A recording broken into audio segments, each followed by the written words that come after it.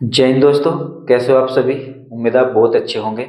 और आज जैसे कि आप सभी को मालूम है 1 जनवरी 2025 है।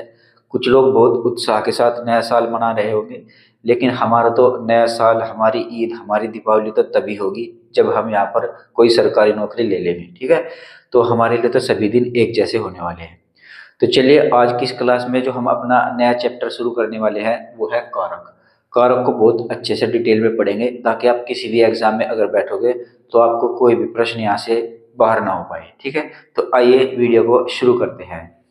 तो देखिए, कारक कारक बेसिकली होते क्या है। कारक वे होते हैं जो संज्ञा या सर्वनाम को क्रिया के साथ जोड़ने का कार्य करते हैं। ठीक है, यानी आपको वाक्यों में ऐसे चिन्ह मिलेंगे, ऐसी विभक्तियां मिलेगी, इनको चिन्ह भी कहा जाता है। ऐसे चिन्ह या ऐसे शब्द मिलेंगे जो आपके संज्ञा और जो सर्वनाम होते हैं ना, उनको क्रिया के साथ जोड़ने का काम करते हैं, यानी उनका संबंध क्रिया के साथ जोड़ते हैं। उनको यहाँ पर कारक कहा जाता है। किस तरीके से होते हैं, क्या क्या होते हैं, परिभाषा, उदाहरण और एक एक करके सभी को यहाँ पर बहुत ही अच्छे से पूरी डिटेल में जानेंगे। तो सबसे पहले देखिए, कारक को यहाँ पर परसर्ग भी कहा जाता है और विभक्ति भी कहा जाता है। अब देखिए, कारक जो होता है इसको यहाँ पर परसर्ग कहा जाता है। जब हमने तैयारी शुरू की थी ना, तो हम यहाँ पर सीधा सीधा ऊपर से पढ़कर चले जाते थे कि कारक क्या होते हैं। ठीक है, लेकिन वहां पर एग्जामों में अब क्या पूछने लगे था, परसर्ग किसे कहते हैं। और परसर्ग के बारे में हमको मालूम ही नहीं था, क्योंकि हमने कभी पढ़ा ही नहीं था क्या होता है। तो वहां पर हम फंस जाते थे एग्जाम में कि ये आखिर पूछ क्या रहा है। तो फिर हमने यहाँ पर बाद में इसको जाना कि परसर्ग जो होता है वो कारक का ही दूसरा नाम होता है, और विभक्ति भी इसको ही कहा जाता है। तो ये आपको ध्यान रखना है, यूपी ट्रिपल एससी के एग्जामों में इस तरीके के शब्दावली से प्रश्न बहुत ज्यादा पूछे जाते हैं।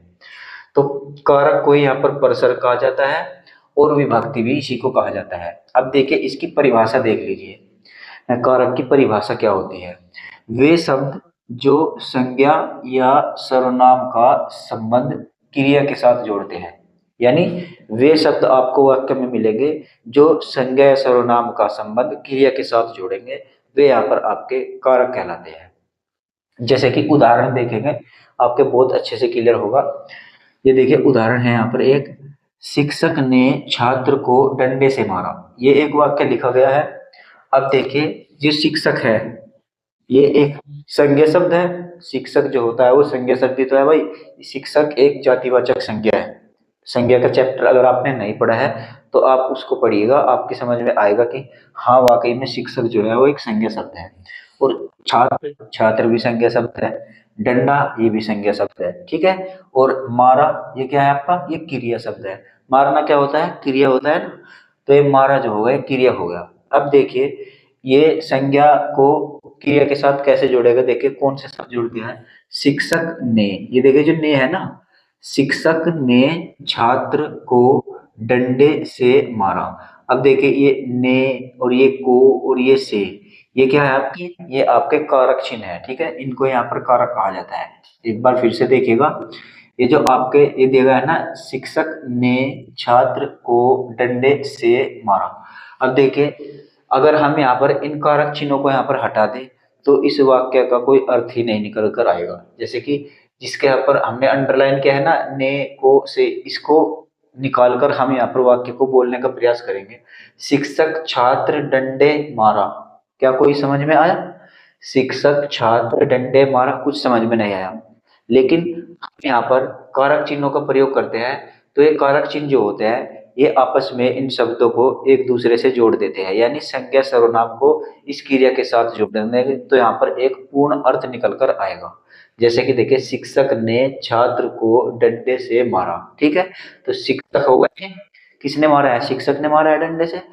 तो मारने से इसको जोड़ दिया, क्रिया से क्रिया के साथ इसको जोड़ दिया। ठीक है, तो उम्मीद करता हूँ आप ये समझ रहे होंगे। तो ये तो हो गया आपकी संज्ञा, संज्ञा को जोड़ दिया क्रिया के साथ। अब देखिए, सर्वनाम को कैसे जोड़ेगा। ये आप जो है, आप क्या है, सर्वनाम है। निजवाचक सर्वनाम मैंने जब आपको बताया था तो बताया था ना, आप जो होता है वो अपने आप में निजवाचक सर्वनाम है। तो इस सर्वनाम को क्रिया के साथ जोड़ेंगे कारक शब्द। देखिए, आपने खाना खाया, अब ये देखिए ने आ गया, ये इस ने इन दोनों को आपस में जोड़ दिया। ठीक है, सर्वनाम को और क्रिया को। क्रिया क्या है, जो काम हो रहा है वही तो क्रिया है। तो देखिए, आपने खाना खाया। अगर हम इस ने को नहीं बोलते, इस कारक को नहीं बोलते, इस परसर को नहीं बोलते, तो इसको हम कैसे बोलते? आप खाना खाया। तो कोई अर्थपूर्ण वाक्य यहाँ पर नहीं बन रहा है। आप बोलेंगे कि आप वाक्य यहाँ पर गलत बोल रहे हैं, आप खाना खाया, ये क्या होता है? तो हम यहाँ पर कारक चिन्हों का प्रयोग करते हैं पूर्ण अर्थ प्रदान करने के लिए। तो आपने खाना खाया, अब इस ने इस आपको और इस खाना खाया को आपस में जोड़ दिया, ठीक है, इन दोनों को आपस में जोड़ दे नहीं। तो बस यही काम होता है कि वे शब्द जो संज्ञा सर्वनाम का संबंध किसी क्रिया के साथ जोड़ते हैं उनको यहाँ पर परसर्ग कहा जाता है या फिर कारक कहा जाता है, ठीक है। तो ये इसकी परिभाषा है, उम्मीद आप समझ गए होंगे। अब देखिए, कारक या परसर्ग सदैव संज्ञा या सर्वनाम के बाद लगते हैं। यानी ये जो कारक शब्द होते हैं ना, कारक चिन्ह होते हैं, जैसे कि ने, को, से, ये जो कारक चिन्ह होते हैं, ये हमेशा संज्ञा या सर्वनाम के बाद लगते हैं, ठीक है। जैसे कि यहाँ पर देखिए ऊपर का उदाहरण, ये संज्ञा शब्द है, शिक्षक संज्ञा शब्द है ना, और जो संज्ञा शब्द है इसके तुरंत बाद क्या आया है? ये ने आया है। आया है नहीं ने? ये ने जो है एक कारक चिन्ह है, ये तुरंत संज्ञा के बाद आया है। यहाँ पर सर्वनाम है, सर्वनाम के तुरंत बाद आया है। यानी ये जितने भी कारक चिन्ह होते हैं, 8 कारक चिन्ह होते हैं आपके, मैं सभी को आपको डिटेल में बताऊंगा, पहले आप यहाँ पर फोकस कीजिएगा कि जितने भी कारक चिन्ह होते हैं ना, ये संज्ञा या सर्वनाम के तुरंत बाद प्रयोग किए जाते हैं। बस आपको ये बात ध्यान रखनी है, ठीक है। अब देखिए, हिंदी में कारक के कुल कितने भेद है? 8, यानी कि 8 प्रकार के कारक हिंदी भाषा में हमारी वर्णित है। तो ये 8 कौन कौन से हैं? आइए इनका एक बार मोटा मोटी से यहाँ पर एक टेबल के माध्यम से समझ लेते हैं। कौन से कारक चिन्ह होते हैं, इनकी विभक्तियां क्या होती है, इनके चिन्ह क्या होते हैं, और ये कहाँ कहाँ पर यूज किए जाते हैं, ठीक है। इनको एक बार मोटा मोटी देख लेते हैं, फिर उसके बाद में हम यहाँ पर इनको एक एक करके बहुत डिटेल में पढ़ेंगे, इनके नियम जानेंगे और कहाँ पर ये प्रयोग होते हैं उदाहरण सहित देखेंगे एक एक करके। पहले इसका ओवरव्यू देख लीजिए। तो सबसे पहले यहाँ पर देखिए क्रम, देखिए इसका प्रथमा विभक्ति। प्रथमा विभक्ति में क्या आता है आपका? कर्ता कारक आता है, कर्ता कारक। और कर्ता कारक का चिन्ह क्या होता है, या कर्ता कारक का विभक्ति चिन्ह क्या होता है? कर्ता कारक का विभक्ति चिन्ह जो होता है वो ने होता है, और ये जीरो भी होता है। अब जीरो का मतलब क्या है? यहाँ पर जीरो का मतलब ये है, आपको वाक्य में कुछ ऐसे कर्ता कारक मिलेंगे जिनमें कुछ में तो यहाँ पर ने चिन्ह दिया जाएगा और कुछ में यहाँ पर ने चिन्ह दिया नहीं जाएगा। लेकिन अगर ने चिन्ह नहीं दिया जाएगा तो फिर भी वहां पर कर्ता कारक ही होता है। इसको जो हम डिटेल में समझेंगे जब हम यहाँ पर एक एक करके सभी के बारे में समझेंगे, ठीक है। अभी आपको इतना ध्यान रखना है कि कर्ता कारक 2 तरीके का होता है, एक में आपका ने चिन्ह का प्रयोग होगा और एक में आपका ने चिन्ह का प्रयोग नहीं होगा, ठीक है। ऐसे यहाँ पर द्वितीय विभक्ति देखिए, द्वितीय विभक्ति में क्या आता है? कर्म। और कर्म को पहचानने की, या फिर कर्म का जो चिन्ह होता है, कारक चिन्ह, वो क्या होता है? को होता है, और इसमें भी जीरो होता है। यानी इसमें भी कुछ उदाहरण आपको ऐसे मिलेंगे जिसमें को चिन्ह का प्रयोग होगा, और कुछ उदाहरण आपको ऐसे मिलेंगे जिसमें को चिन्ह का प्रयोग नहीं किया जाएगा, लेकिन फिर भी वहां पर कर्म कारक होगा, ठीक है। कैसे होगा डिटेल में हम आगे जानेंगे, पहले आप इसको थोड़ा सा देख लीजिए। उसके बाद यहाँ पर तृतीय विभक्ति। तृतीय विभक्ति में जो कारक होगा वो होगा करण कारक। करण कारक का विभक्ति चिन्ह क्या होता है? तो करण कारक का विभक्ति चिन्ह होता है से, या फिर के द्वारा, या द्वारा। अब ये से देखिए कैसा, ये ऐसा होता है, मान लीजिए आप बस से जा रहे हैं, ठीक है, तो बस के द्वारा जा रहे हैं, आप वहां पर इस तरीके का भाव निकाल सकते हैं। आप कहेंगे कि आप बस से जा रहे हैं या साइकिल से जा रहे हैं, जो से आ रहा है ना, तो इस से का मतलब यहाँ पर होता है के द्वारा जा रहे हैं, ठीक है, से के द्वारा। तो इसको आप हम बाद में डिटेल में समझेंगे, फिलहाल आप इतना ध्यान दीजिए। उसके बाद यहाँ पर चतुर्थी विभक्ति। चतुर्थी विभक्ति में क्या होता है आपका? संप्रदान कारक। संप्रदान कारक का विभक्ति चिन्ह क्या होता है? संप्रदान कारक का विभक्ति चिन्ह होता है के लिए को, ठीक है। जैसे कि हम बोल देते हैं गरीब के लिए खाना दो, या फिर गरीब को कपड़ा दो, गरीब के लिए कपड़ा दो। दोनों शब्दों का प्रयोग यहाँ पर कर सकते हैं, के लिए भी कर सकते हैं और को भी कर सकते हैं, ठीक है। बाद में हम डिटेल में जानेंगे। उसके बाद देखिए पंचमी विभक्ति। पंचमी विभक्ति होती है आपकी अपदान कारक। अपदान कारक का मतलब कारक चिन्ह क्या होता है? अपदान कारक का कारक चिन्ह होता है से। अब देखिए इसमें भी से है और इसमें भी से है। इस से का मतलब है से के द्वारा, यानी कि किसी गाड़ी के द्वारा, किसी गाड़ी से जा रहा है, किसी गाड़ी के द्वारा जा रहा है, इसका मतलब तो हो गया वो। अब इस से का मतलब क्या हो जाएगा? से यानी कि अलग होने का भाव। जैसे कि पेड़ से पत्ते गिर रहे हैं, अब देखिए पेड़ से पत्ते टूट कर नीचे गिरेंगे, यानी कि पेड़ से पत्ते अलग हो गए, नहीं हो गए, तो यहाँ पर अलगाव का भाव आता है, वहां पर आपका अपदान कारक होता है। अब हो गया यहाँ पर देखिए षष्टमी विभक्ति। षष्ठी विभक्ति में आपका क्या आएगा, संबंध कारक आएगा। अब संबंध कारक के जो कारक चिन्ह होते हैं या विभक्ति चिन्ह होते हैं वे क्या होते हैं, का, के, की, रा, रे, री, ना, ने, री, इनमें से कोई सा भी आ सकता है। जैसे कि यह राम का घर है। अब देखिए राम और घर इन दोनों का संबंध बना रहा है क्या, का बना रहा है, नहीं बना रहा है, तो आप कहेंगे कि बिल्कुल बना रहा है। तो यहाँ पर ये एक दूसरे के बीच में यहाँ पर संबंध स्थापित करते हैं, ठीक है। अब देखें यहाँ पर सप्तमी विभक्ति। सप्तमी विभक्ति में आता है आपका अधिकरण कारक। अधिकरण कारक में कारक चिन्ह या कारक विभक्ति क्या होगी, में या फिर पर, ठीक है। जैसे कि मैं बस में जा रहा हूँ, यानी कि बस के अंदर बैठकर जा रहा हूँ, या फिर आप बोलेंगे कि मैं बस पर जा रहा हूँ, यानी कि बस के ऊपर बैठकर जा रहा हूँ, तो ये होता है में पर। इनका प्रयोग यहाँ पर वाक्य में इस तरीके से करते हैं। जब डिटेल में पढ़ेंगे तो बहुत अच्छे से क्लियर कर दूंगा। अब देखिए अष्टमी विभक्ति। अष्टमी विभक्ति में होता है आपका संबोधन कारक। किसी को संबोधित कर कर जब बोला जाता है तो इन कारक चिन्हों का प्रयोग वहां पर किया जाता है। इसके कारक चिन्ह कैसे है, जैसे कि ये हे, अरे, अहो, ओह, जी, इन शब्दों का प्रयोग यहाँ पर किसी को संबोधित करने के लिए किया जाता है। ये आपके संबोधन कारक होते हैं और ये इनके विभक्ति चिन्ह या फिर कारक चिन्ह इनको यहाँ पर कहा जाता है, ठीक है। तो हिंदी में कारक के कुल 8 भेद है। कौन कौन से है एक बार आप इनको देख लीजिए, स्क्रीनशॉट लेना चाहो तो ले सकते हो, हालांकि मैं आपको पीडीएफ प्रोवाइड कराई दूँ, ठीक है। आइए अब देखते हैं इन 8 कारक को एक एक करके बहुत अच्छे से डिटेल में जानते हैं। तो आइए सबसे पहले देखते हैं यहाँ पर कर्ता कारक। कर्ता कारक क्या होता है, इसको समझने से पहले आपको एक छोटा सा बात समझनी होगी मेरी, कि एक वाक्य में क्या होता है, कर्ता होता है, कर्म होता है और क्रिया होती है, ठीक है। ये 3 चीजें आपको एक वाक्य में साधारण से आपको मिल जाती हैं। तो कर्ता जो होता है वाक्य में, वो होता है किसी कार्य को करने वाला, यानी आपको जो यहाँ पर वाक्य में कोई काम दिया गया होता है, उस काम को जो करेगा वो आपका कर्ता करेगा। और कर्म क्या होगा, जो काम उसमें हो रहा होगा वही आपका कर्म होगा, ठीक है। और क्रिया के द्वारा वो काम यहाँ पर किया जाता है, ठीक है। तो यही बात आपको यहाँ पर समझनी होगी कि कार्य को करने वाला यहाँ पर कर्ता होता है। आइए अब यहाँ पर देखते हैं कर्ता कारक। कर्ता कारक में आपको जो कारक चिन्ह मिलेगा ना, जो विभक्ति चिन्ह मिलेगा, वो ज्यादातर आपको ये ने मिल जाएगा। और ये जीरो का क्या मतलब है, जीरो का मतलब है यहाँ पर कुछ वाक्य आपको ऐसे भी मिलेंगे जिनमें आपको ये ने विभक्ति चिन्ह का प्रयोग नहीं किया जाएगा, लेकिन फिर भी वहां पर आपका कर्ता कारक होता है, ठीक है। उदाहरण के द्वारा समझाऊंगा ना तो बहुत अच्छे से इसके बारे में आपको समझ में आएगा। अब देखिए इसकी थोड़ी सी डेफिनेशन देख लीजिए। जिन कारक चिन्हों से कार्य करने वाले का बोध हो, ठीक है। तो कर्ता कारक किसको कहेंगे, जिन कारक चिन्हों के द्वारा कार्य करने वाले का बोध हो उनको यहाँ पर कर्ता कारक कहेंगे, ठीक है। तो देखिए कर्ता कारक जो होता है वो अपने आप में 2 प्रकार का होता है। तो देखिए विभक्ति चिन्हों के आधार पर कर्ता 2 प्रकार का होता है, ठीक है। यानी विभक्ति चिन्ह कर्ता का क्या है, ये ने है ना। तो इन विभक्ति चिन्हों के आधार पर कर्ता कारक को यहाँ पर 2 भागों में बांटा गया है। एक भाग होगा आपका वो जिसमें आपका ये विभक्ति चिन्ह लगा हुआ होगा, और एक भाग वो होगा जिसमें ये विभक्ति चिन्ह नहीं लगा होगा। जिसमें विभक्ति चिन्ह नहीं लगा होगा उसके लिए हमने यहाँ पर ये 0 इसीलिए लिखा था, यानी यहाँ पर कोई विभक्ति चिन्ह नहीं होगा, ठीक है। आइए दोनों को एक एक करके देखते हैं और इनके उदाहरण के द्वारा इनको समझते हैं।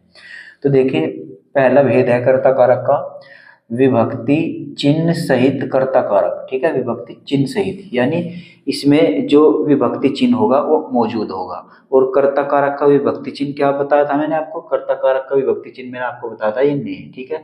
तो ऐसे वाक्य आपको मिलेंगे जिनमें विभक्ति चिन्ह का प्रयोग होगा, ठीक है।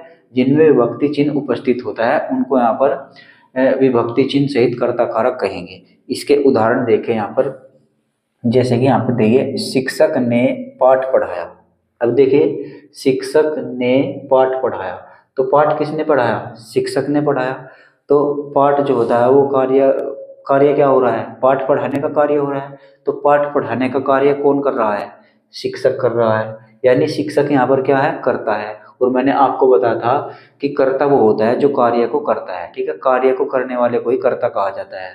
तो कार्य कौन कर रहा है, यहाँ पर शिक्षक कर रहा है, तो शिक्षक यहाँ पर क्या हो जाएगा, कर्ता हो जाएगा।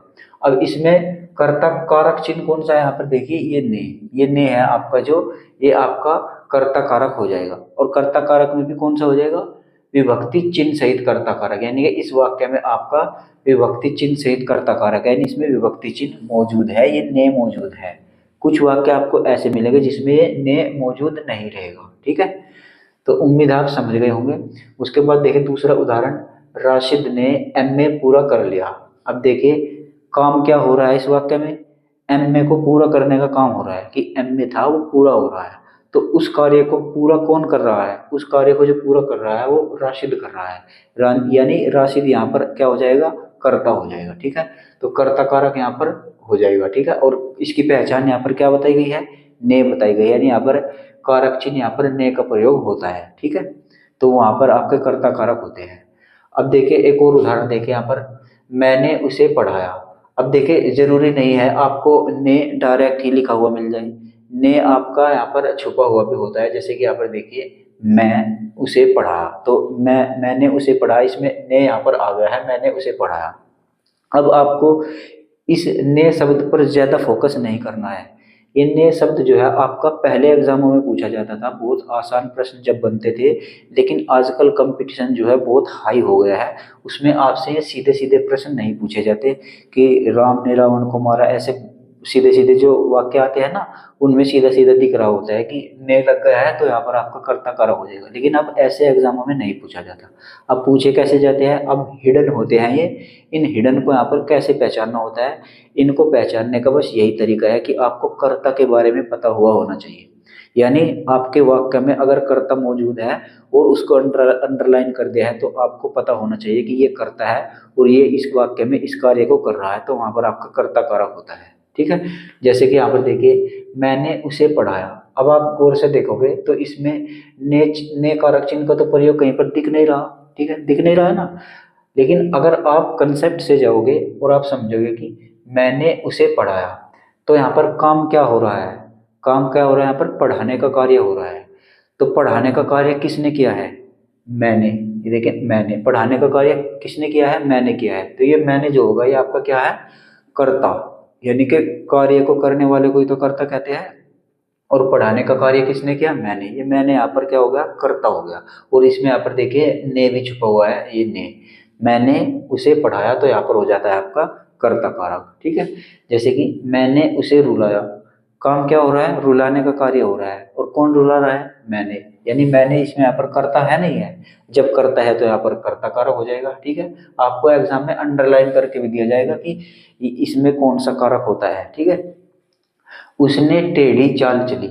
अब देखिए टेढ़ी चाल चली, काम क्या हो रहा है, यहाँ पर चाल चलने का काम हो रहा है। और चाल चलने का काम कौन कर रहा है, उसने, कोई होगा उसको हम बोल रहे हैं उसने टेढ़ी चाल चली। अब उसने टेढ़ी चाल चली, इसका मतलब यहाँ पर क्या हो जाएगा, कर्ता कारक हो जाएगा, क्योंकि यहाँ पर कार्य को करने वाला मौजूद है वाक्य में। तो देखिए उसने टेढ़ी चाल चली, ये हो जाएगा आपका कर्ता कारक। और इसके अंत में आप देखोगे कि ने भी लगा हुआ है। ठीक है, तो ये तो हो गए आपके विभक्ति चिन्ह सहित कर्ता कारक। यानी इन सभी में आपने विभक्ति चिन्ह ने का प्रयोग देखा होगा, इसमें भी है, इसमें भी है, और देखिए उसने यहाँ पर भी ने का प्रयोग है। लेकिन कुछ वाक्य आपको ऐसे भी मिलेंगे जिसमें ये ने का प्रयोग नहीं होगा, तो वहां पर हमको कंसेप्ट के द्वारा ही पहचानना होगा, कर्ता के द्वारा ही पहचानना होगा। जैसे कि देखिए इसका भेद नंबर 2, विभक्ति चिन्ह रहित कर्ता कारक। अब देखिए रहित का मतलब होता है जिसमें न हो, तो विभक्ति चिन्ह जिसमें न हो वो कर्ता कारक कैसे होंगे। तो देखिए जिनमें विभक्ति चिन्ह नहीं लगे होते वे यहाँ पर आपके विभक्ति चिन्ह रहित कर्ता कारक होते हैं। ठीक है, अब देखिए कुछ उदाहरण इसके, यहाँ पर देखिए रोहित पढ़ता है। अब आप कहेंगे कि इसमें तो यहाँ पर कोई भी कारक नहीं है, कहेंगे कि नहीं कहेंगे, क्योंकि यहाँ पर कोई भी कारक चिन्ह नहीं लगा है, ना तो यहाँ पर ने कारक चिन्ह लगा है, ना यहाँ पर को कारक चिन्ह लगा है, कोई सा भी कारक चिन्ह नहीं लगा है, तो इसमें कोई भी कारक नहीं है। लेकिन आपको अगर कंसेप्ट पता है, ध्यान दोगे आप, तो आप देखिए रोहित पढ़ता है, इस वाक्य में काम क्या हो रहा है, इस वाक्य में पढ़ने का काम हो रहा है। और पढ़ कौन रहा है भाई, पढ़ कौन रहा है इसमें, इसमें रोहित पढ़ रहा है। तो कार्य हो रहा है पढ़ने का, और इस कार्य को कौन कर रहा है, ये रोहित कर रहा है। तो रोहित हो गया यहाँ पर कर्ता, और जब कर्ता मौजूद है तो यहाँ पर हो जाएगा आपका कर्ता कारक। ठीक है, तो रोहित पढ़ता है में यहाँ पर हो जाता है आपका कर्ता कारक। उम्मीद है आप समझ गए होंगे। जैसे कि यहाँ पर देखिए साहिल खाता है, इस वाक्य में कार्य क्या हो रहा है, खाने का कार्य हो रहा है, और खा कौन रहा है, ये साहिल खा रहा है। यानी कार्य को कौन कर रहा है, ये साहिल कर रहा है। तो इसका मतलब यहाँ पर इसमें कर्ता मौजूद है, यानी ये साहिल करता है, तो यहाँ पर कर्ता कारक हो जाएगा। ठीक है। अब देखिए मुझे दिल्ली जाना है। अब देखिए इसमें काम क्या करना है, दिल्ली जाने का काम करना है। तो दिल्ली जाने का कार्य कौन करना चाहता है, मुझे, यानी कि मैं खुद कह रहा हूँ मुझे दिल्ली जाना है, मुझको कार्य करना है नहीं है, तो मैं यहाँ पर क्या हो जाऊंगा, कर्ता हो जाऊंगा, और मुझे जो हो जाएगा अपने आप में कर्ता हो जाएगा, तो यहाँ पर भी आपका कर्ता कारक हो जाएगा। ठीक है। अब देखिए एक और उदाहरण देखिए, वह भूल गया। अब वह भूल गया, इसमें भी यहाँ पर आपका कर्ता कारक हो जाएगा, लेकिन इसमें विभक्ति चिन्ह मौजूद नहीं है। ठीक है। जैसे कि इसमें कार्य क्या हो रहा है, भूल जाने का कार्य हो रहा है, तो भूल जाने का कार्य कौन कर रहा है, वह भूल गया। हम कह रहे होंगे कि वह भूल गया, इसका मतलब वह मौजूद है वाक्य में, तो वाक्य में जब ये वह मौजूद है, ये कर्ता का काम करेगा, तो जब ये करता है तो अपने आप में यहाँ पर कर्ता कारक हो जाएगा। चंद्रमा चमकता है। अब चमकने का कार्य कौन कर रहा है, चंद्रमा कर रहा है, और जो कार्य करने वाला होता है वो कौन होता है, कर्ता होता है। तो बेसिकली आपको देखिए चंद्रमा चमकता है, इसमें हो जाता है आपका कर्ता, कर्ता कारक। ठीक है। लड़की स्कूल जाती है, स्कूल जाने का कार्य लड़की कर रही है, यानी लड़की करता है और कर्ता मौजूद है, तो यहाँ पर कर्ता कारक आपको हो जाएगा। ठीक है। उम्मीद है आप कर्ता कारक समझ गए होंगे। आप एक बार फिर से वीडियो को दोबारा करके देखिएगा, अगर आपके समझ में नहीं आया है तो आपके समझ में फिर से आ जाएगा। ठीक है। अब देखें कर्म कारक, कर्म कारक के कारक विभक्ति या कारक चिन्ह क्या होते हैं, इसमें को का प्रयोग होता है, या फिर इसमें भी को का प्रयोग नहीं होगा, यानी ये भी दो तरीके के वाक्य आपके बनेंगे। एक में तो आपका को कारक विभक्ति का प्रयोग किया जाएगा, और एक में आपका हिडन हो जाएगा, यानी यहाँ पर आपका छुपा हुआ होगा, तो आपको वहां पर ये को शब्द नहीं लगा हुआ मिलेगा, इसलिए हमने यहाँ पर इसके 0 लिखा हुआ है। ठीक है। तो देखिए कर्म कारक क्या होते हैं, वे कारक चिन्ह जो क्रिया के कार्य का फल कर्म पर डालते हैं, उनको यहाँ पर कर्म कारक कहा जाता है। यानी ऐसे कारक चिन्ह आपको मिलेंगे जो क्रिया के कार्य का फल जो होता है वो कर्म पर डालेंगे। ठीक है। जो कार्य हो रहा होगा ना, उसका फल, सारा का सारा फल कर्म पर आकर पड़ जाएगा। टेक्निकल लैंग्वेज है, थोड़ी सी समझ में नहीं आई होगी, तो उदाहरण के द्वारा अच्छे से समझ जाएंगे। देखिए अब देखिए, शिकारी ने शेर को पकड़ा। अब आप इसमें कंफ्यूज हो जाएंगे कि इसमें तो यहाँ पर ने भी आ गया और को भी आ गया, तो हम यहाँ पर कैसे बताएंगे कि इसमें कौन सा कारक है। तो आपको ज़्यादा दिमाग नहीं लगाना है, एक वाक्य में आपके आठों के आठों कारक भी हो सकते हैं, और इसमें आपको कंफ्यूज नहीं होना है। आपको यहाँ पर अंडरलाइन करके दिया जाएगा, अगर आपसे एग्जाम में प्रश्न बनता है तो जिस चीज़ के बारे में आपसे पूछा जाएगा उसी को यहाँ पर अंडरलाइन किया जाएगा, आपसे यहाँ पर अंडरलाइन कर देगा, और इसमें पूछेगा कि कौन सा कारक है। अब देखिए, शिकारी ने शेर को पकड़ा। शिकारी तो यहाँ पर क्या हो जाएगा, कर्ता हो जाएगा, क्योंकि शेर को पकड़ने का कार्य कौन कर रहा है, शिकारी कर रहा है, और जब कोई कार्य करने वाला होता है वही होता है कर्ता। कर्ता धरता है आपका ये शिकारी, तो शिकारी ने, इसमें तो हो जाएगा आपका कर्ता कारक। शेर को पकड़ा, किसको पकड़ा, काम क्या किया, पकड़ने का किया ना, तो किसको पकड़ा, कर्म को पकड़ा। भाई कर्म इसमें क्या हो जाएगा, ये शेर ही तो हो जाएगा, तो इसका मतलब यहाँ पर इसको अंडरलाइन किया है, तो इसमें हो जाता है आपका कर्म कारक। और कर्म कारक को पहचानने का कारक चिन्ह क्या है, ये को विभक्ति चिन्ह होता है। ठीक है। तो उम्मीद है आप ये समझ गए होंगे। और देखें यहाँ पर उदाहरण, प्रेमिका ने प्रेमी को पुकारा। अब देखिए इसमें जो कर्म कारक हो जाएगा वो प्रेमी हो जाएगा। ठीक है। प्रेमिका ने प्रेमी को पुकारा, प्रेमिका जो है वो किसी पुकारने का कार्य कर रही है, इसलिए प्रेमिका हो जाएगी क्या, कर्ता। और किसको पुकार रही है, कर्म को पुकार रही है, कर्म मतलब प्रेम को पुकार रही है, तो ये प्रेम हो जाएगा आपका प्रेमी, ये हो जाता है आपका कर्म कारक। और कर्म कारक की पहचान यहाँ पर को कारक विभक्ति होती है, ये भी आपको ध्यान रखना है। ठीक है। तो प्रेमिका ने प्रेमी को पुकारा, यहाँ पर आपका क्या हो जाएगा, कर्म कारक हो जाएगा। माँ ने बच्चे को सुलाया। अब देखिए, माँ ने बच्चे को सुलाया, यहाँ पर क्या हो जाएगा आपका कर्म कारक हो जाएगा। ये देखिए कर्म कारक, बच्चे को सुलाया। लड़के ने सांप को मारा, किसको मारा, सांप को मारा, तो यहाँ पर क्या हो जाएगा आपका कर्म कारक हो जाएगा। ठीक है। तो अब देखिए यहाँ पर ये तो हो गए वे कर्म कारक जिनमें यहाँ पर को विभक्ति लगी हुई है। तो देखिए इसमें भी यहाँ पर को विभक्ति लगी है, इसमें भी को चिन्ह का प्रयोग है, इसमें भी को चिन्ह का, और इसमें भी। ठीक है। तो ये तो हो गए आपके वे उदाहरण जिनमें इस को चिन्ह का प्रयोग किया गया है। लेकिन कुछ ऐसे भी उदाहरण होंगे कर्म कारक के जिसमें को चिन्ह का प्रयोग नहीं होगा, और जिनमें को चिन्ह का प्रयोग नहीं होगा उनके लिए हमने यहाँ पर ये 0 लगाया, यानी यहाँ पर कोई भी को चिन्ह का प्रयोग, कोई भी विभक्ति चिन्ह का प्रयोग नहीं किया जाएगा, लेकिन फिर भी वहाँ पर आपका कर्म कारक होगा। वे उदाहरण भी देखिए यहाँ पर, जैसे कि राधा फल खाती है। अब देखिए राधा फल खाती है, क्या खाने का काम कर रही है? फल। तो फल क्या हो जाएगा यहाँ पर? कर्म हो जाएगा। भाई कर्ता तो इसमें राधा हो जाएगी, क्योंकि राधा ही तो काम कर रही है यहाँ पर खाने का। तो कर्ता से तो हमको मतलब नहीं, हमको मतलब होता है कर्म से। तो वाक्य में यहाँ पर कर्म क्या है? फल है, क्योंकि फल को यहाँ पर खाया जा रहा है, तो फल अपने आप में कर्म हो जाएगा। तो यहाँ पर देखिए राधा फल खाती है, इसका मतलब यहाँ पर क्या है? कर्म कारक है। अगर आप इसमें कारक विभक्ति को भी लगाएंगे तो यहाँ पर आप अपना वाक्य बना लेंगे, जैसे कि राधा फल को खाती है। यहाँ पर को का भी प्रयोग कर सकते हैं, इस तरीके से भी आप इसका जवाब निकाल सकते हैं। तो राधा फल को खाती है, यहाँ पर को अपने आप से ऐड कर लीजिएगा तो आपको अच्छे से समझ में आएगा। जैसे कि यहाँ पर देखिए मैंने पत्र लिखा है। अब देखिए इसमें पत्र जो होगा वो क्या हो जाएगा? आपका कर्म हो जाएगा। तो यहाँ पर हो जाता है आपका कर्म कारक। अब आप इसको ऐसे भी लिख सकते हैं, मैंने पत्र को लिखा है। ऐसे को का प्रयोग करके देख लीजिएगा तो आपको यहाँ पर थोड़ी आवश्यकता होगी को लगाने की। और जहाँ पर भी आपको ये को विभक्ति चिन्ह की आवश्यकता पड़ जाए लगाने की, तो समझ लेना वहाँ पर आपका कर्म कारक है। जैसे कि मैंने पत्र लिखा, तो यहाँ पर आप इसको को लगाने का प्रयास कीजिए, मैंने पत्र को लिखा है। तो आप कहेंगे कि जी वाक्य बिल्कुल सटीक बैठ रहा है, इसका मतलब यहाँ पर कर्म कारक है। जैसे कि माँ ने बाजार से कपड़ा खरीदा। अब देखिए माँ ने बाजार से कपड़ा खरीदा, तो देखिए माँ ने यहाँ पर तो आपका कर्ता कारक हो जाएगा। तो बाजार से ये हो जाता है आपका करण कारक, इसको हम करण कारक पढ़ाएंगे तब आपको बताएंगे। और कपड़ा खरीदा, अब यहाँ पर आपका कौन सा कारक है? कपड़ा खरीदा। भाई कर्म यहाँ पर क्या है? कपड़ा ही तो है। तो कपड़ा यहाँ पर जब कर्म है तो यहाँ पर आपका हो जाता है कर्म कारक।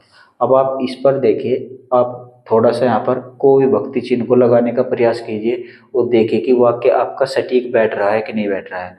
जैसे कि माँ ने बाजार से कपड़े को खरीदा। ठीक है, माँ ने बाजार से कपड़े को खरीदा, तो आप कहेंगे कि यहाँ पर को फिट बैठ रहा है यहाँ पर, तो इसका मतलब यहाँ पर क्या हो जाएगा? कर्म कारक हो जाएगा। ठीक है, तो आपको ऐसे को का प्रयोग भी अपनी ओर से कर लेना है। ठीक है, तो आप अपने आंसर पर पहुंच जाएंगे। और उदाहरण देखिए यहाँ पर, आजकल लेखक उपन्यास लिख रहा है।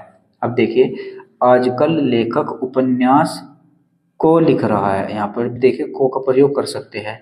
आजकल लेखक उपन्यास को लिख रहा है, इसका मतलब यहाँ पर क्या हो जाएगा? कर्म कारक हो जाएगा। ठीक है, तो ये आपके वे उदाहरण हैं जिनमें आपका ये कारक विभक्ति चिन्ह नहीं लगा हुआ होता है, लेकिन वहां पर फिर भी आपका कर्म कारक होता है। ठीक है, और कैसे पहचानना है, ये पहचान मैंने आपको यहाँ पर बताई दी, कर्ता कारक की भी और कर्म कारक की भी। ठीक है, अब देखिए एक बात यहाँ पर आप नोट कर लिख लीजिएगा। देखिए नोट में देखिए, एक वाक्य में 8 कारक हो सकते हैं, लेकिन एक शब्द में केवल एक ही कारक होगा। मैंने कहने का मतलब यहाँ पर है, अगर आपको कोई भी एक वाक्य दिया गया है, उसमें जितने भी कारक होते हैं, कितने कारक होते हैं? हमारे 8 कारक होते हैं, मैंने भी आपको पीछे बताया। तो एक वाक्य में 8 के 8 कारक हो सकते हैं, लेकिन किसी एक शब्द में एक ही कारक होगा। जैसे कि यहाँ पर देखिए, ये देखिए माँ ने बच्चे को सुलाया। अब देखिए इसमें 2 कारक हो गए, नहीं, एक तो हो गया माँ ने, एक हो गया बच्चे को, तो 2 कारक हो गए। तो हम यहाँ पर इतना बड़ा वाक्य एक बना सकते हैं अपनी तरफ से, जिसमें 8 के 8 कारक हम प्रयोग कर सकते हैं, तो कोई दिक्कत नहीं होगी। लेकिन किसी एक शब्द में एक ही कारक होगा, तो ये 8 कारक एक वाक्य में हो सकते हैं, इसका तो आपको प्रमाण मिल गया। लेकिन एक शब्द में एक ही कारक कैसे होगा? जैसे कि माँ ने। अब देखिए एक शब्द हो गया नहीं, माँ ने, तो इसमें यहाँ पर एक ही कारक का प्रयोग कर सकते हैं आप, जैसे कि ने का प्रयोग हो गया है कर्ता कारक का। अब आप इसमें माँ ने, माँ को, ये इतने सभी के सभी कारक थोड़े लगा देंगे, तो एक शब्द में यहाँ पर एक ही कारक चिन्ह का प्रयोग होगा, और एक वाक्य में आप 8 के 8 कारक चिन्हों का भी प्रयोग कर सकते हैं, इसमें कोई इश्यू नहीं होगा। ठीक है, तो उम्मीद करता हूँ ये कर्ता कारक और कर्म कारक इन दोनों का बहुत अच्छे से समझ गए होंगे। आइए अब देखते हैं यहाँ पर करण कारक। करण कारक किसको कहते हैं, इसके कारक चिन्ह कौन से होते हैं? तो देखिए करण के कारक के जो कारक चिन्ह होते हैं वो होते हैं से, के द्वारा। यानी यहाँ पर आपको वाक्य में से भी लिखा हुआ मिलेगा, और इस से का जो मतलब होगा वो के द्वारा होगा, यानी किसी के द्वारा कोई चीज दी जाती है। ठीक है, इसको उदाहरण के द्वारा समझेंगे तो अच्छे से क्लियर हो जाएगा। पहले इसकी आप परिभाषा देख लीजिए। करण कारक की परिभाषा क्या होती है? जिस कारक की सहायता से कार्य संपन्न होता है वह करण कारक कहलाता है। ठीक है, यानी जिस कारक की सहायता से कार्य संपन्न होगा, यानी करण कारक की सहायता से यहाँ पर कोई कार्य संपन्न होगा, कोई कार्य पूरा होगा, तो वहां पर आपका करण कारक होगा। ठीक है, तो देखिए करण कारक का विभक्ति चिन्ह से और के द्वारा होता है, लेकिन हमेशा से और के द्वारा नहीं होगा। इनसे अलग भी कुछ शब्द होंगे जहां पर आपका करण कारक होता है, जैसे कि देखिए लेकिन कभी कभी के साथ, देखिए के साथ और के जरिए का भी प्रयोग किया जाता है। यानी आपको वाक्य में से और के द्वारा ये मिल जाएगा तो आप बहुत आसानी से पहचान लोगे कि यहाँ पर करण कारक है। लेकिन कभी कभी आपको से और के स्थान पर के साथ और के जरिए ये भी शब्द आपको मिल सकते हैं। तो जहाँ पर ये शब्द आपको मिलेंगे वहां पर भी आपका करण कारक होता है। आइए उदाहरण के द्वारा इसको बहुत अच्छे से समझेंगे। जैसे कि देखिए राम ने रावण को बाण से मारा। अब देखिए राम ने रावण को बाण से मारा, ये देखिए से का प्रयोग होगा नहीं। अब इस से का आपको अर्थ क्या निकालना है, इस से का अर्थ आपको निकालना है के द्वारा। ठीक है, जैसे कि ये के द्वारा, मैंने आपको शुरू में ही कहा था कि इस से का आपको अर्थ के द्वारा निकालना है। अब देखिए जैसे कि राम ने रावण को बाण से मारा, तो हम इसको ऐसे भी तो बोल सकते हैं, राम ने रावण को बाण के द्वारा मारा। ठीक है, तो बाण के द्वारा मारा, तो आप बोलेंगे कि ऐसा बोलने पर भी हमारा ये वाक्य बिल्कुल फिट बैठ रहा है। ठीक है, तो बस आपको इस से का अर्थ यही निकाल कर देखना है, के द्वारा यहाँ पर अपनी ओर से प्रयोग करना होता है।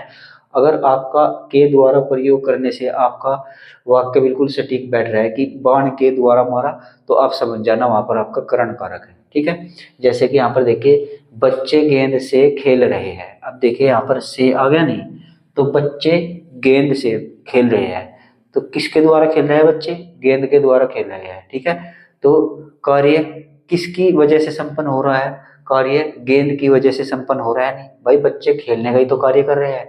तो ये जो खेलने का कार्य है ये किसकी सहायता से संपन्न हो रहा है, ये गेंद की सहायता से संपन्न हो रहा है। ठीक है, इसका मतलब बच्चे गेंद के द्वारा खेल रहे हैं। ठीक है, आप यहाँ पर कह देंगे कि यहाँ पर करण कारक है। मैं आपको कंसेप्ट और इसकी ट्रिक दोनों मिक्स करके बता रहा हूँ, आप कंफ्यूज मत होइएगा। इसका कंसेप्ट तो ये है जो आपकी परिभाषा में दिया गया है कि करण कारक की सहायता से यहाँ पर कार्य को संपन्न होना पाया जाता है। तो देखिए बच्चे गेंद से खेल रहे हैं, अब खेलना यहाँ पर कार्य हो जाएगा। अब जो खेलना है ये कार्य है, ये किसकी सहायता से हो रहा है, ये गेंद की सहायता से हो रहा है। तो बच्चे खेल किससे पा रहे हैं, गेंद की सहायता से खेल पा रहे हैं। इसका मतलब जो कार्य संपन्न हो रहा है वो किससे हो रहा है, वो गेंद से संपन्न हो रहा है। तो यहाँ पर आपका करण कारक हो जाएगा। और इसकी ट्रिक क्या आपकी कहेगी, ट्रिक कहेगी कि आपकी यहाँ पर से का प्रयोग होगा और इस से का अर्थ जो निकलेगा, इस से का जो भाव निकलेगा वो के द्वारा निकलना चाहिए। जैसे कि बच्चे गेंद से खेल रहे हैं, ठीक है, लेकिन बच्चे गेंद के द्वारा खेल रहे हैं, से के स्थान पर आप के द्वारा का प्रयोग कर लीजिए तो आप अपने आंसर पर पहुंच जाएंगे। तो बच्चे गेंद के द्वारा खेल रहे हैं, इसका मतलब यहाँ पर आपका करण कारक हो जाएगा। जैसे यहाँ पे देखिए बच्चे साइकिल से स्कूल जा रहे हैं। अब देखिए बच्चे साइकिल से स्कूल जा रहे हैं, अब इसमें कार्य क्या है, स्कूल जाने का इसमें कार्य हो रहा है।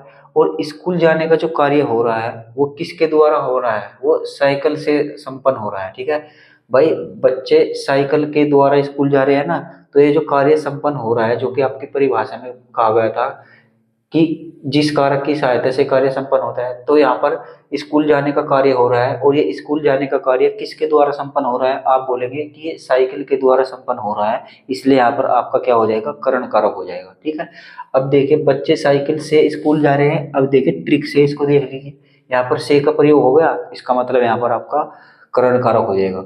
लेकिन इस से के स्थान पर आपको के द्वारा का प्रयोग करके एक बार चेक करना होगा। जैसे कि देखिए बच्चे साइकिल के द्वारा स्कूल जा रहे हैं, तो आप बोलेंगे कि जी बिल्कुल सटीक बैठ रहा है। ठीक है, तो यहाँ पर करण कारक हो जाएगा। अब देखिए वह ट्रेन के द्वारा दिल्ली गया। अब देखिए ट्रेन के द्वारा, यहाँ पर के द्वारा ऑलरेडी इसने दे दिया, वह ट्रेन के द्वारा दिल्ली गया, इसका मतलब यहाँ पर कर्ण कारक हो जाएगा। आप इसको ऐसे बोल सकते हैं, वह ट्रेन से दिल्ली गया। ठीक है, तो इस तरीके से आपको इनको पहचानना है।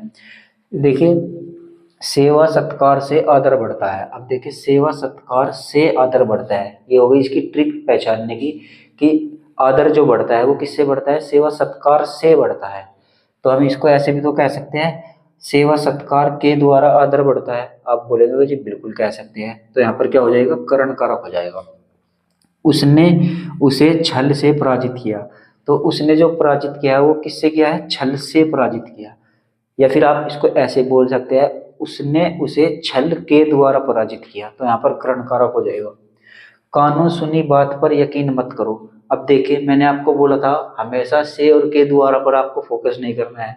अब देखिए यहाँ पर कानों सुनी बात पर यकीन मत करो, कानों सुनी बात, यहाँ पर आपका कौन सा कारक हो जाएगा, कानों के द्वारा सुनी बात पर यकीन मत करो। तो के द्वारा का प्रयोग यहाँ पर आपको कर कर देख लेना है। तो कानों के द्वारा सुनी बात पर यकीन मत करो, इसका मतलब यहाँ पर के द्वारा का प्रयोग हम कर सकते हैं, तो यहाँ पर क्या हो जाएगा, करण कारक हो जाएगा। जैसे कि बच्चे हिरण के बच्चों के साथ खेल रहे हैं। बच्चे किसके साथ खेल रहे हैं, हिरण के बच्चों के साथ खेल रहे हैं।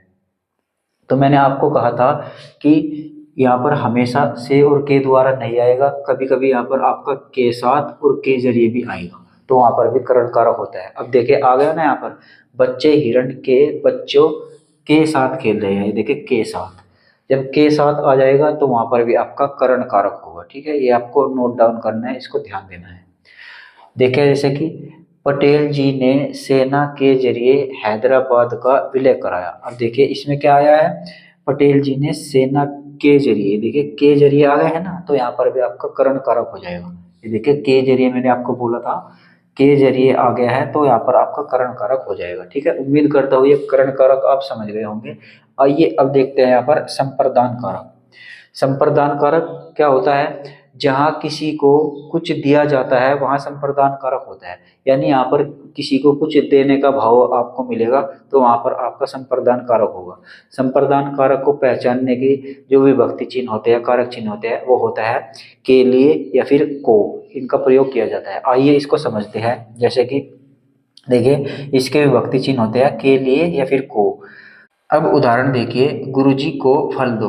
तो देखिए गुरुजी को फल दो, यहाँ पर आ गया है ना को, तो देखिए गुरुजी को फल दो, या फिर आप इसको ऐसे भी कह सकते हैं गुरुजी के लिए फल दो। ठीक है, गुरुजी को फल दो, या फिर आप इसको ऐसे कहेंगे गुरुजी के लिए फल दो। अगर आपको कारक विभक्ति चिन्ह को मिल जाए तो वहां पर आपको इसके दूसरे वाले का प्रयोग करके चेक करना है। जैसे कि यहाँ पर को आया है ना, तो हमने इसके स्थान पर के लिए लगाकर देख लिया है, तो गुरुजी के लिए फल दो ये बिल्कुल सटीक बैठ रहा है। और जब कहीं भी आपको वाक्य में के लिए दिया गया होगा तो वहां पर आपको को का प्रयोग करके चेक करना होगा। ठीक है, जैसे कि यहाँ पर देखिए राजा भिक्षुक को दान देता है। अब देखिए राजा भिक्षुक को दान देता है, तो यहाँ पर क्या हो जाएगा, किसी को कुछ दे रहा है कि नहीं दे रहा है। तो जब किसी को कुछ देना होता है तो वहां पर क्या होता है, आपका संप्रदान कारक होता है। तो यहाँ पर भिक्षुक को दान दे रहा है। फिर इसको ट्रिक के द्वारा देखिए, राजा भिक्षुक को दान दे रहा है, तो ये को कारक चिन्ह आ गया, इसका मतलब यहाँ पर संप्रदान कारक हो जाएगा। लेकिन आपको को देखकर संप्रदान कारक नहीं लगाना है, इसके स्थान पर आप ये दूसरा जो कारक चिन्ह है के लिए, इसका प्रयोग करके देखिए। राजा भिक्षुक के लिए दान देता है, तो आप कहेंगे कि जी बिल्कुल राजा जो दान देता है वो भिक्षुक के लिए ही तो देता है। तो इस तरीके से आप इनको चेक करके देखाइएगा तो आप अपने सटीक आंसर पर पहुंच जाएंगे। जैसे कि माँ बेटे के लिए भोजन लाई। अब देखिए माँ जो बेटे के लिए भोजन लाई वो बेटे को देने के लिए तो लाई है। भाई भोजन जो लेकर आएगी माँ वो अपने बेटे को देने के लिए तो लाएगी, तो यानी कि यहाँ पर कुछ देने की बात हो रही है, भोजन देने की बात हो रही है। जैसे कि हमने परिभाषा में कहा था जहाँ किसी को कुछ दिया जाता है तो वहां पर संप्रदान कारक होता है। माँ अपने बच्चे को भोजन दे रही है तो संप्रदान कारक हो जाएगा। लेकिन उसके बाद हमको यहाँ पर ये भी देखना है कि के लिए और को कारक विभक्ति है नहीं है। तो देखिए माँ बेटे के लिए, इसमें ऑलरेडी यहाँ पर के लिए आ गया है तो यहाँ पर संप्रदान कारक हो जाएगा। अब आप इसको ऐसे भी बोल सकते हैं माँ बेटे को भोजन देती है, इस तरीके से भी लिख सकते हैं, तो आपका ये वाक्य जब भी सटीक बैठेगा। ठीक है, तो के लिए या को यहाँ पर दोनों को आपस में एक दूसरे की जगह रखकर चेक करना पड़ेगा। और अगर हमको वहां पर इसकी वाक्य की सटीकता मिलती है तो हम यहाँ पर बता देंगे कि संप्रदान कारक है। ठीक है, जैसे कि यहाँ पर देखिए भूखे के लिए रोटी लाओ। अब देखिए इसमें क्या आ गया है, के लिए कारक विभक्ति आ गई है, नहीं के लिए चिन्ह आ गया है। इसका संप्रदान कारक का चिन्ह क्या होता है, के लिए और कोई तो होता है, तो इनमें से यहाँ पर के लिए आ गया। तो भूखे के लिए रोटी लाओ, इसका मतलब यहाँ पर संप्रदान कारक है। अब देखिए भूखे के लिए रोटी लाओ, जब भूखे के लिए रोटी मंगा रहे हैं तो इसका मतलब हम उस भूखे को रोटी देंगे, यानी यहाँ पर कुछ देने का कार्य हो रहा है। क्या देने का कार्य हो रहा है, यहाँ पर रोटी देने का कार्य हो रहा है। तो हमने यहाँ पर परिभाषा में पढ़ा था कि जहाँ पर कुछ दिया जाता है वहाँ पर संप्रदान कारक होता है। यहाँ पर भूखे को रोटी दी जा रही है, इसलिए यहाँ पर संप्रदान कारक होगा। रोहित विराट को रुपये देता है, तो देखिए यहाँ पर भी रुपये देने की बात हो रही है। जहाँ पर कुछ देने की बात होगी वहाँ पर कौन सा कारक होगा? संप्रदान कारक होगा। और कारक चिन्हों को भी देख लीजिए, रोहित विराट को रुपये देता है। अब देखिए को का प्रयोग होगा नहीं होगा। अब हम इसको यहाँ पर चेक करना पड़ेगा, को के स्थान पर हम ये दूसरा कारक चिन्ह लगाकर देखेंगे। रोहित विराट के लिए रुपये देता है, बोलेंगे कि जी बिल्कुल सटीक बैठ रहा है, कोई दिक्कत नहीं है, तो इसका मतलब यहाँ पर संप्रदान कारक हो जाएगा। एक और उदाहरण देखिए, राजा सेवक को कंबल देता है। अब देखिए यहाँ पर देने की बात हो रही है कि नहीं हो रही? आप कहेंगे कि जी बिल्कुल देने की बात हो रही है। तो राजा सेवक को क्या देता है? कंबल देता है। तो जब यहाँ पर देने की बात हो रही है तो यहाँ पर संप्रदान कारक हो जाएगा। और को का भी प्रयोग हो गया है। देखिए संप्रदान कारक का जो विभक्ति चिन्ह है ना, वो को है, उस को का प्रयोग हो गया है। अब हम इस को के स्थान पर ये दूसरे वाला कारक चिन्ह लगाकर इसको चेक करेंगे कि वाकई में सटीकता है या नहीं है। तो राजा सेवक के लिए कंबल देता है, हमने को के स्थान पर क्या लिख दिया? के लिए कंबल देता है। तो देखिए वाक्य में फिर भी सटीकता बैठेगी। राजा सेवक को कंबल देता है, या फिर आप ऐसे बोलो राजा सेवक के लिए कंबल देता है। ठीक है, तो यहाँ पर आप समझ जाएंगे कि यहाँ पर आपका संप्रदान कारक है। ठीक है, तो उम्मीद करता हूँ ये करण कारक और संप्रदान कारक आप समझ गए होंगे।